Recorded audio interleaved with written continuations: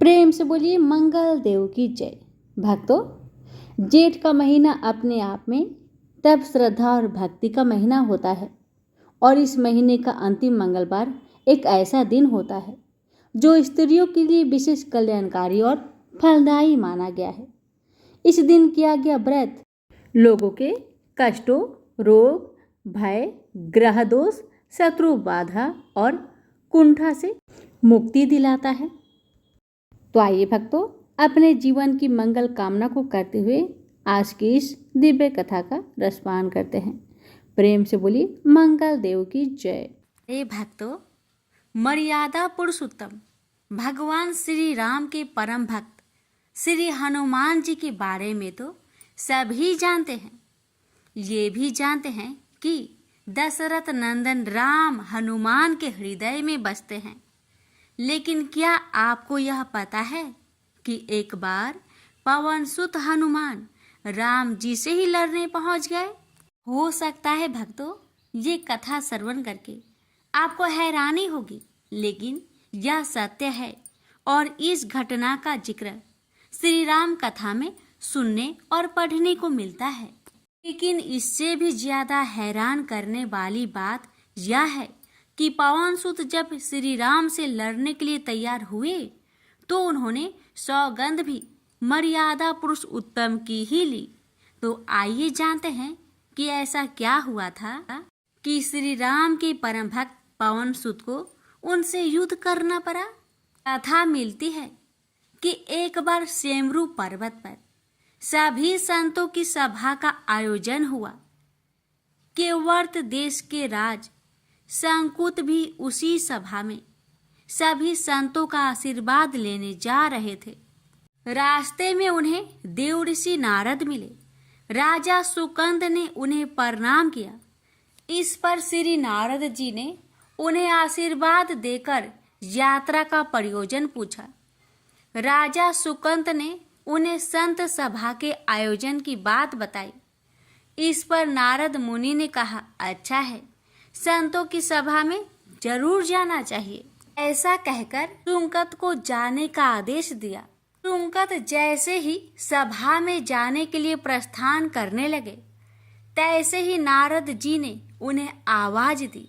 इसके बाद कहा कि जिस सभा में जा रहे हो उसमें सभी को प्रणाम करना, लेकिन ऋषि विश्वामित्र का अभिवादन बिल्कुल भी मत करना।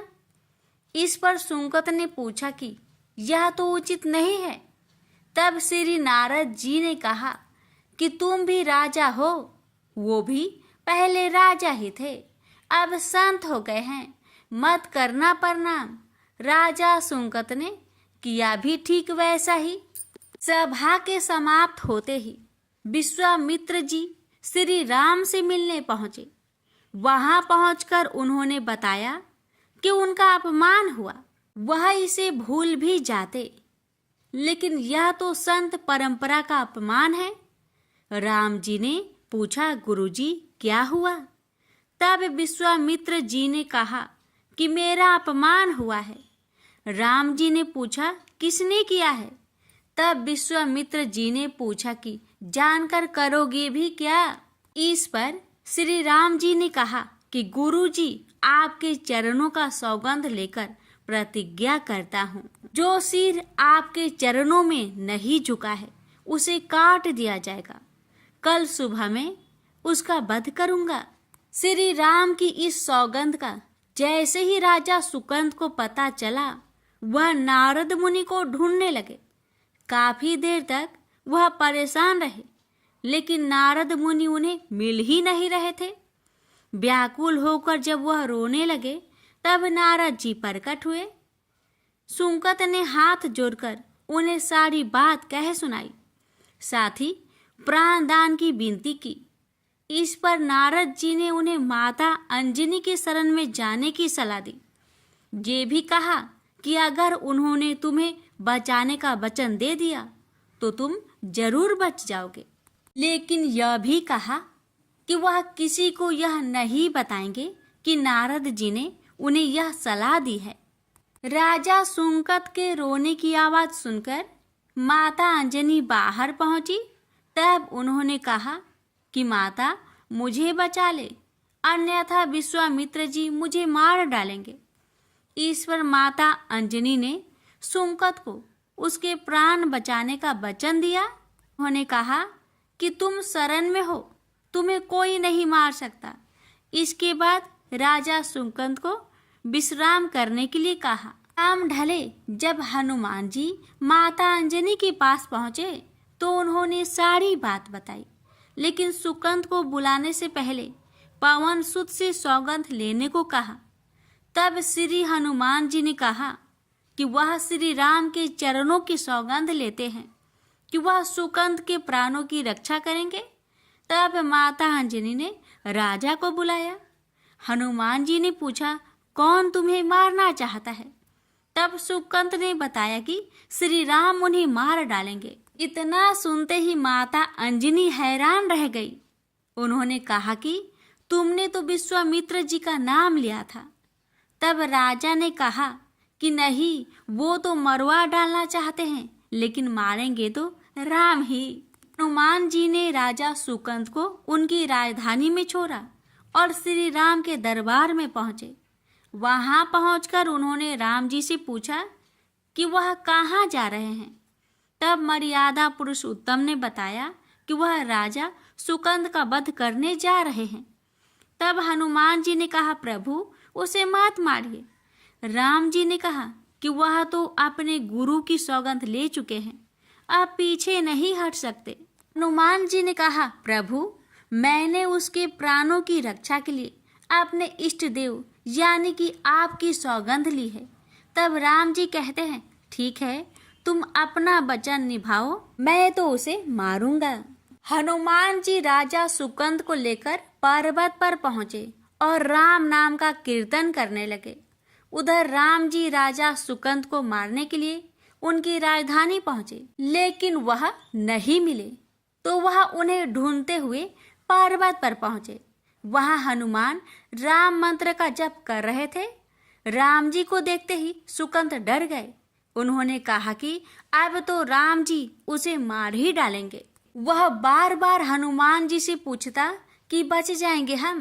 तब उन्होंने कहा कि राम मंत्र का जप करते रहो और निश्चिंत रहो, भगवान नाम पर पूरा भरोसा रखो। लेकिन वह काफी डरे हुए थे, तो हनुमान जी ने सुकंत को राम नाम मंत्र के घेरे में बैठा दिया। इसके बाद राम नाम जपने लगे। राम जी ने राजा सुकंत को देखकर जब बाण चलाना शुरू किया तो वह राम नाम के मंत्र के आगे विफल हो जाते। राम जी हताश हो गए कि क्या करें।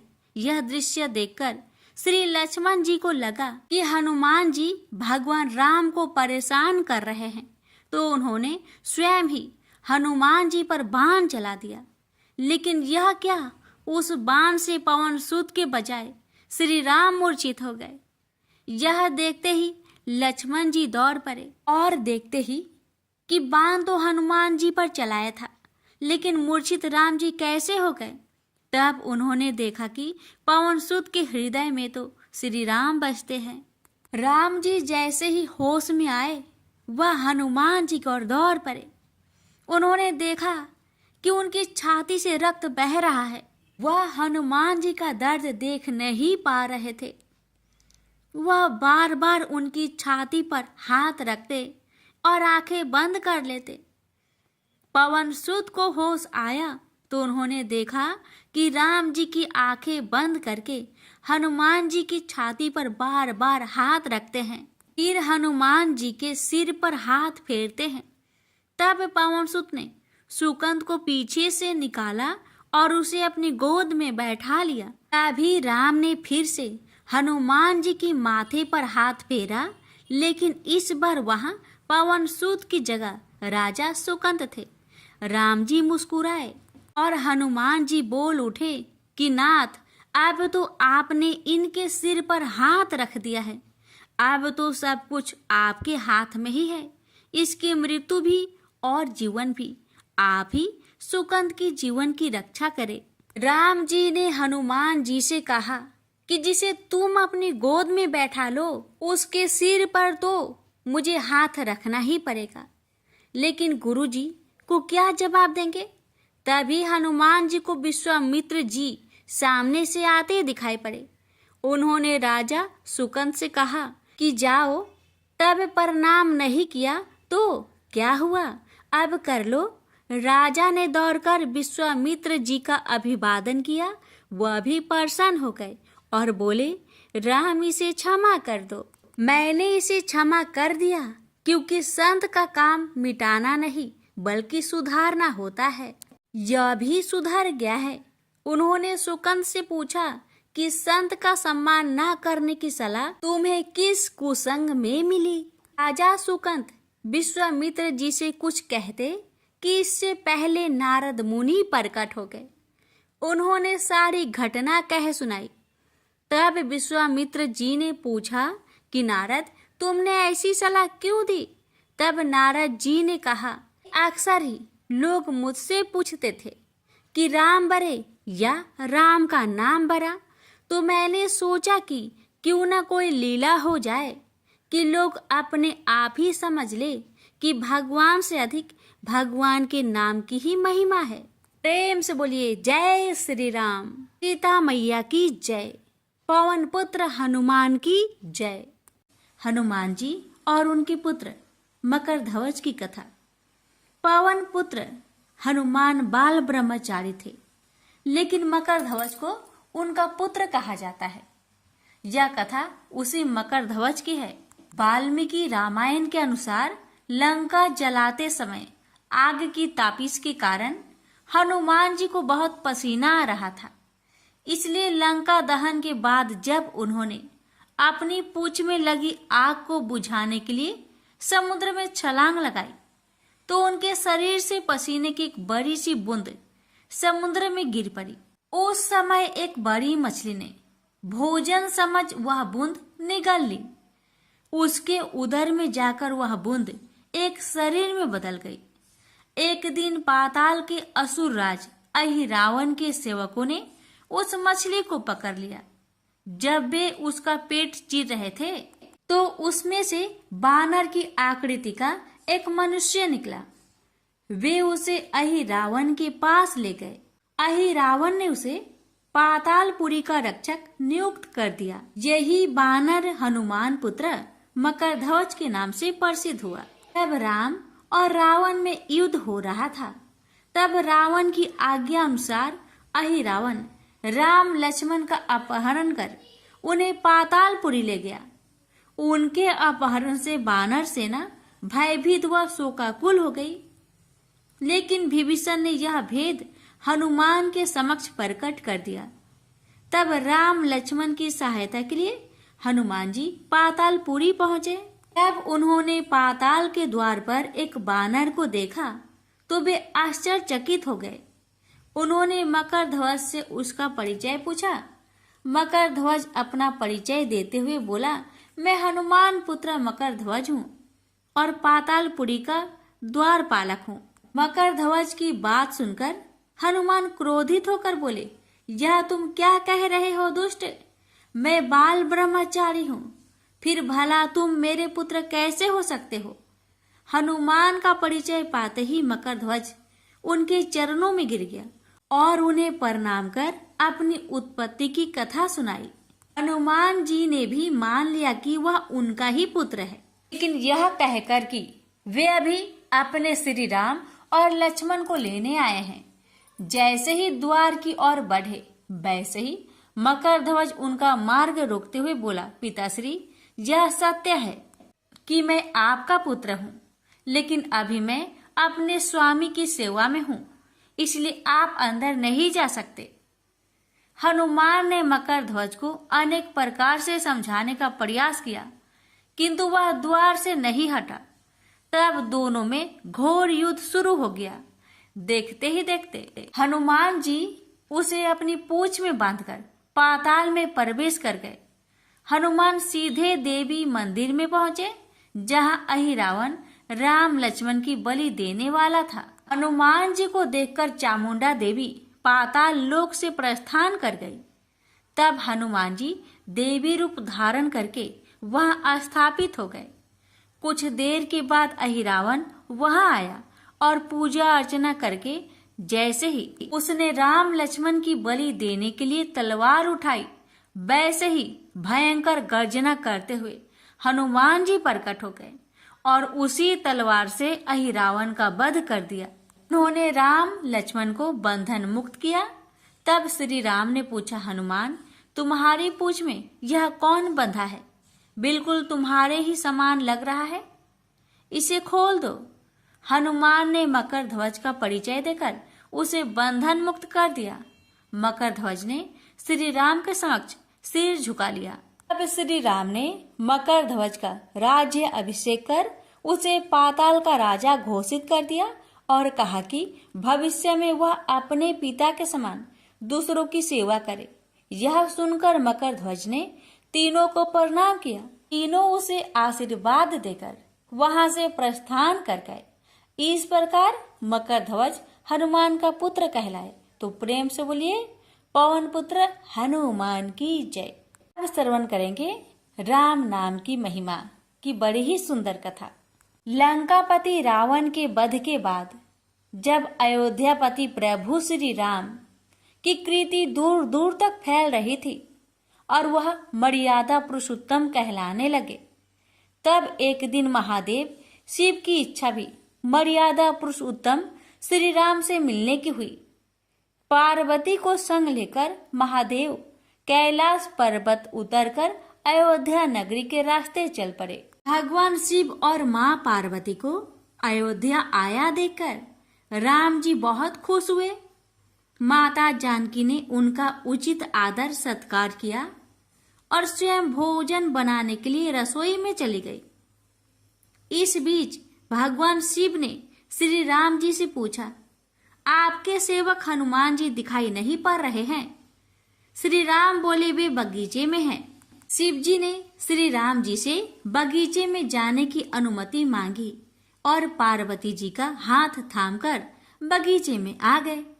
बगीचे की खूबसूरती देखकर उनका मन मोहित हो गया। आम के एक घने वृक्ष के नीचे हनुमान जी दीन दुनिया से बेखबर गहरी नींद में सोए थे और एक लय में खराटे से राम नाम की ध्वनि उठ रही थी। चकित होकर शिवजी और माता पार्वती एक दूसरे की ओर देखने लगे। माता पार्वती मुस्कुरा उठी और वृक्ष की डालियों की ओर इशारा किया। राम नाम सुनकर पेड़ की डालियां भी झूमने लगी थी और इनके बीच से भी राम नाम उच्चारित हो रहा था। शिव जी इस राम नाम की धुन में मस्त मगन होकर खुद भी राम राम कहकर नाचने लगे। माता पार्वती जी ने भी अपने पति का अनुसरण किया और अपने कोमल पैर थिरकाने लगी। शिव जी और पार्वती जी के नृत्य से ऐसी झनकार उठी कि स्वर्ग लोक के देवतागण भी आकर्षित होकर बगीचे में आ गए और राम नाम की धुन में सभी मस्त हो गए। माता जानकी भोजन तैयार करके प्रतीक्षार्थ थी, परंतु संध्या घिरने तक भी अतिथि नहीं पधारे। तब अपने देवर लक्ष्मण जी को बगीचे में भेजा। लक्ष्मण जी तो स्वयं को श्री राम का सेवक ही मानते थे। अब बगीचे में आकर जब उन्होंने धरती पर स्वर्ग का नजारा देखा तो खुद भी राम नाम की धुन में झूम उठे। महल में माता जानकी परेशान हो रही थी कि अभी तक भोजन ग्रहण करने कोई भी क्यों नहीं आया। उन्होंने श्री राम जी से कहा, भोजन ठंडा हो रहा है, चलिए हम ही जाकर बगीचे में से सभी को ले आए। जब राम जी बगीचे में गए तो वहां राम नाम की धुन मची हुई थी। हनुमान जी गहरी नींद में सोए हुए थे और उनके खराटों से अभी तक राम नाम निकल रहा था। श्री राम भाव विहल हो उठे। राम जी ने हनुमान जी को नींद से जगाया और प्रेम से उनकी तरफ निहारने लगे। हनुमान जी प्रभु को आया देख शीघ्रता से उठ खड़े हुए। नित्य की सभा भंग हो गई। शिव जी खुले कंठ से हनुमान जी की राम भक्ति की सराहना करने लगे। हनुमान जी सकुचाए लेकिन मन ही मन खुश हो रहे थे। श्री सिया राम ने भोजन करने का आग्रह भगवान शिव जी से किया। तभी लोग महल में भोजन करने के लिए चल पड़े। माता जानकी भोजन परोसने लगी। हनुमान जी को भी श्री राम जी ने पंक्ति में बैठने का आदेश दिया। हनुमान जी बैठ तो गए, परंतु आदत ऐसी थी कि राम जी के भोजन करने के उपरांत ही सभी लोग भोजन करते थे। आज श्री राम के आदेश से पहले भोजन करना पड़ रहा था। माता जानकी हनुमान जी को भोजन परोसती जा रही थी, पर हनुमान जी का पेट ही नहीं भर रहा था। सीता जी कुछ समय तक तो उन्हें भोजन परोसती रही, फिर समझ गई इस तरह से हनुमान जी का पेट नहीं भरेगा। उन्होंने तुलसी के एक पत्ते पर राम नाम लिखा और भोजन के साथ हनुमान जी को परोस दिया। तुलसी पत्र खाते ही हनुमान जी को संतुष्टि मिली और वह भोजन खाकर उठ खड़े हुए। भगवान शिव शंकर ने प्रसन्न होकर हनुमान जी को आशीर्वाद दिया कि आपकी राम भक्ति युगों युगों तक याद की जाएगी और आप संकट मोचन कहलाएंगे। प्रेम से बोलिए सिया रामचंद्र की जय। हर हर महादेव। माता पार्वती की जय। हनुमान जी की जय। व्यास जी ने कहा, एक बार नैमिषारण्य तीर्थ में 80,000 मुनि एकत्र होकर पुराणों के ज्ञाता श्री सूत जी से पूछने लगे, हे महामुने, आपने हमें अनेक पुराणों की कथाएं सुनाई हैं। आप कृपा करके हमें ऐसा व्रत और कथा बताइए जिसके करने से संतान की प्राप्ति हो तथा मनुष्य को रोग शोक अग्नि सर्व दुख आदि का भय दूर हो, क्योंकि कलयुग में सभी जीवों की आयु बहुत कम है। फिर इस पर उन्हें रोग चिंता के कष्ट लगे रहेंगे तो फिर वह श्री हरि के चरणों में अपना ध्यान कैसे लगा सकेंगे। श्री सूत जी बोले, हे मुनियों, आपने लोक कल्याण के लिए बहुत ही उत्तम बात पूछी है। एक बार युधिष्ठिर ने भगवान श्री कृष्ण से लोक कल्याण के लिए यही प्रश्न किया था। भगवान श्री कृष्ण और युधिष्ठिर का संवाद तुम्हारे सामने कहता हूँ, ध्यान देकर सुनो। एक समय पांडवों की सभा में श्री कृष्ण जी बैठे हुए थे।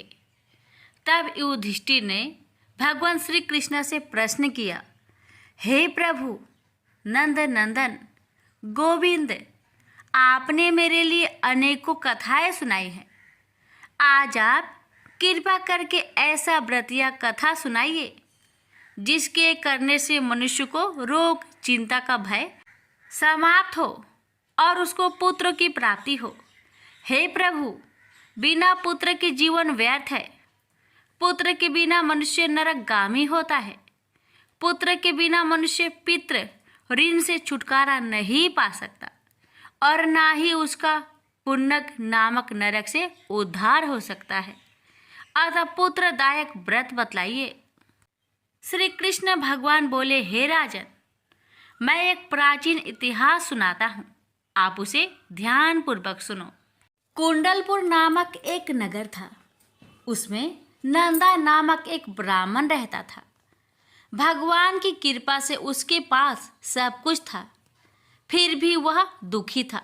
उसका कारण यह था कि ब्राह्मण की स्त्री सुनंदा की कोई संतान न थे। सुनंदा पतिव्रता थी, भक्ति पूर्वक श्री हनुमान जी की आराधना करती थी। मंगलवार के दिन व्रत करके अंत में भोजन बनाकर हनुमान जी का भोग लगाने के बाद स्वयं भोजन करती थी। एक बार मंगलवार के दिन ब्राह्मणी गृह कार्य की अधिकता के कारण हनुमान जी को भोग ना लगा सके, तो इस पर उसे बहुत दुख हुआ। उसने कुछ भी नहीं खाया और अपने मन में प्रण किया कि अब तो अगले मंगलवार को ही हनुमान जी का भोग लगाकर अन्न जल ग्रहण करूंगी। ब्राह्मणी सुनंदा प्रतिदिन भोजन बनाती, श्रद्धापूर्वक पति को खिलाती, परंतु स्वयं भोजन नहीं करती और मन ही मन श्री हनुमान जी की आराधना करती। इसी प्रकार 6 दिन गुजर गए और ब्राह्मणी सुनंदा अपने निश्चय के अनुसार भूखी प्यासी निराहार रही। अगले मंगलवार को ब्राह्मणी सुनंदा प्रातः काल ही बेहोश होकर गिर पड़ी। ब्राह्मणी सुनंदा की इस असीम भक्ति के प्रभाव से श्री हनुमान जी बहुत प्रसन्न हुए और प्रकट होकर बोले, सुनंदा, मैं तेरी भक्ति से बहुत प्रसन्न हूँ, तू उठ और वर मांग। सुनंदा अपने आराध्य देव श्री हनुमान जी को देखकर आनंद की अधिकता से विह्वल हो श्री हनुमान जी के चरणों में गिरकर बोली, हे प्रभु, मेरे कोई संतान नहीं है, कृपा करके मुझे संतान प्राप्ति का आशीर्वाद दे, आपकी अति कृपा होगी। श्री महावीर जी बोले, तेरी इच्छा पूर्ण होगी, तेरे एक कन्या पैदा होगी, उसके अष्टांग प्रतिदिन सोना दिया करेंगे। इस प्रकार कहकर श्री महावीर जी अंतर्ध्यान हो गए। ब्राह्मणी सुनंदा बहुत हर्षित हुई और सभी समाचार अपने पति से कहा। ब्राह्मण देव कन्या का वरदान सुनकर कुछ दुखी हुआ, परंतु सोना मिलने की बात सुनी तो बहुत प्रसन्न हुआ। विचार किया कि ऐसी कन्या के साथ मेरी निर्धनता भी समाप्त हो जाएगी। श्री हनुमान जी की कृपा से वह ब्राह्मणी गर्भवती हुई और 10वें महीने में उसे बहुत ही सुंदर पुत्री प्राप्त हुई। यह बच्ची अपने पिता के घर में ठीक उसी तरह बढ़ने लगी जिस प्रकार शुक्ला पक्ष की चंद्रमा बढ़ता है। 10वें दिन ब्राह्मण ने उस बालिका का नामकरण संस्कार कराया। उसके कुल पुरोहित ने उस बालिका का नाम रत्नावली रखा, क्योंकि यह कन्या सोना प्रदान किया करती थी। इस कन्या ने पूर्व जन्म में बड़े ही विधान से मंगल देव का व्रत किया था। रत्नावली का अष्टांग बहुत सा सोना देता था। उस सोने से नंदा ब्राह्मण बहुत ही धनवान हो गया। अब ब्राह्मणी भी बहुत अभिमानी करने लगी। समय बीतता रहा। अब रत्नावली 10 वर्ष की हो चुकी। एक दिन जब नंदा ब्राह्मण प्रसन्नचित्त था, तब सुनंदा ने अपने पति से कहा, मेरी पुत्री रत्नावली विवाह की योग हो गई है, अतः आप कोई सुंदर तथा योग वर देकर इसका विवाह कर दे। यह सुन ब्राह्मण बोला, अभी तो रत्नावली बहुत छोटी है। तब ब्राह्मणी बोली, शास्त्रों की आज्ञा है कि कन्या 8वें वर्ष में गौरी, 9 वर्ष में रोहिणी, 10वें वर्ष में कन्या, इसके पश्चात रजवाला हो जाती है।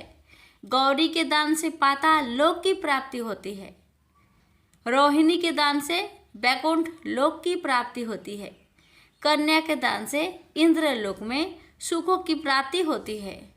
अगर हे पतिदेव रजवाला का दान किया जाता है तो घोर नरक की प्राप्ति होती है। इस पर ब्राह्मण बोला, अभी तो रत्नावली मात्र 10 ही वर्ष की है और मैंने तो 16-16 साल की कन्याओं का विवाह कराए हैं, अभी जल्दी क्या है। तब ब्राह्मणी सुनंदा बोली, आपको तो लोभ अधिक हो गया है। शास्त्रों में कहा गया है कि माता पिता और बड़ा भाई रजवाला कन्या को देखते हैं तो वह अवश्य नरकगामी होते हैं। तब ब्राह्मण बोला, अच्छी बात है, कल मैं अवश्य ही योग वर की तलाश में अपना दूत भेजूंगा। दूसरे दिन ब्राह्मण ने अपने दूत को बुलाया और आज्ञा दी कि जैसी सुंदर मेरी कन्या है वैसा ही सुंदर वर उसके लिए तलाश करो। दूत अपने स्वामी की आज्ञा पाकर निकल पड़ा। पंपई नगर में उसने एक सुंदर लड़के को देखा। यह बालक एक ब्राह्मण परिवार का बहुत गुणवान पुत्र था। इसका नाम सोमेश्वर था। दूत ने इस सुंदर व गुणवान ब्राह्मण पुत्र के बारे में अपने स्वामी को पूर्ण विवरण दिया। ब्राह्मण नंदा को भी सोमेश्वर अच्छा लगा और फिर शुभ मुहूर्त में विधि पूर्वक कन्यादान करके ब्राह्मण ब्राह्मणी संतुष्ट हुए, परंतु ब्राह्मण के मन तो लोभ समाया हुआ था। उसने कन्यादान तो कर दिया था, पर वह बहुत खिन्न भी था। उसने विचार किया कि रत्नावली तो अब चली जाएगी और मुझे इससे जो सोना मिलता था वह अब मिलेगा नहीं। मेरे पास जो धन था कुछ तो इसके विवाह में खर्च हो गया, और जो शेष बचा है वह भी कुछ दिनों के पश्चात समाप्त हो जाएगा। मैंने तो इसका विवाह करके बहुत बड़ी भूल कर दी है। अब कोई ऐसा उपाय हो कि रत्नावली मेरे घर में ही बनी रहे, अपने ससुराल ना जावे। लोभ रूपी राक्षस ब्राह्मण के मस्तिष्क पर छाता जा रहा था। रात भर अपनी सैया पर बेचैनी से करवटें बदलते बदलते उसने एक बहुत ही क्रूर निर्णय लिया।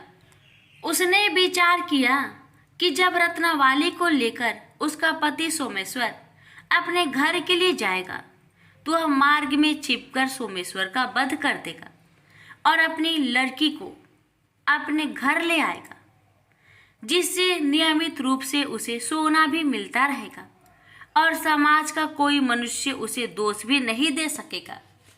प्रातःकाल हुआ तो नंदा और सुनंदा ने अपने जामाई तथा लड़की को बहुत सारा धन देकर विदा किया।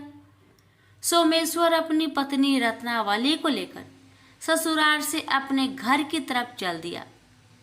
ब्राह्मण नंदा महालोभ के वशीभूत हो अपने मति खो चुका था। पाप पुण्य को उसे विचार न रहा था।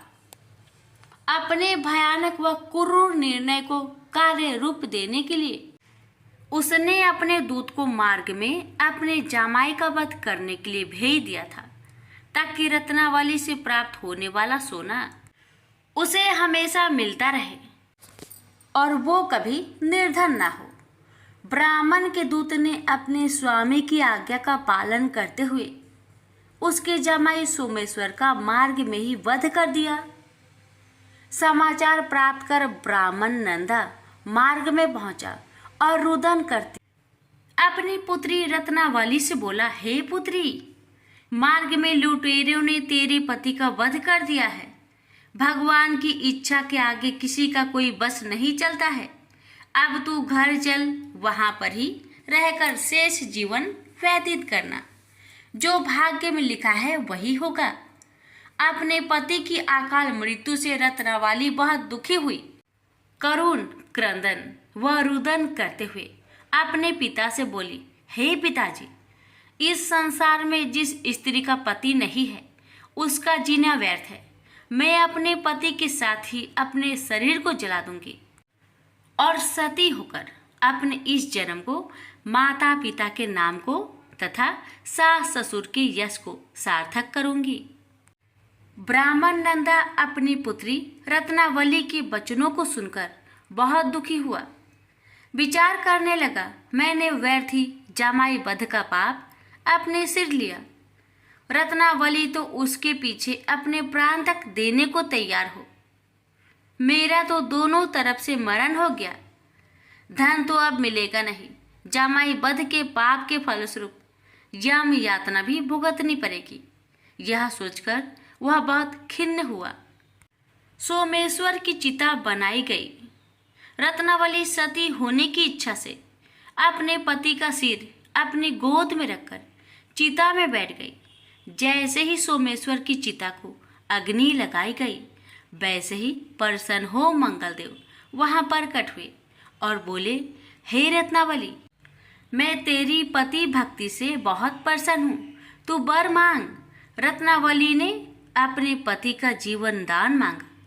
तब मंगलदेव बोले, रत्नावली, तेरा पति अजर अमर है, यह महाविद्वान भी होगा और इसके अतिरिक्त तेरी जो इच्छा हो वर मांग। तब रत्नावली बोली, हे ग्रहों के स्वामी, यदि आप मुझ पर प्रसन्न हैं तो मुझे यह वरदान दीजिए कि जो भी मनुष्य मंगलवार के दिन प्रातः काल लाल पुष्प लाल चंदन से पूजा करके आपका स्मरण करे, उसको रोग व्याधि ना हो, सज्जनों का कभी वियोग ना हो, सर्प अग्नि तथा शत्रुओं का भय ना रहे, जो स्त्री मंगलवार का व्रत करे वह कभी विधवा ना हो। मंगलदेव तथास्तु कहकर अंतर्ध्यान हो गए। सोमेश्वर मंगलदेव की कृपा से जीवित हो उठा। रत्नाबाली अपने पति को पुनः प्राप्त कर बहुत प्रसन्न हुई और मंगलदेव का व्रत प्रत्येक मंगलवार को करके व्रतराज और मंगलदेव की कृपा से इस लोक में सुख ऐश्वर्य को भोगते हुए अंत में अपने पति के साथ स्वर्गलोक को गई। प्रेम से बोलिए मंगल देव की जय।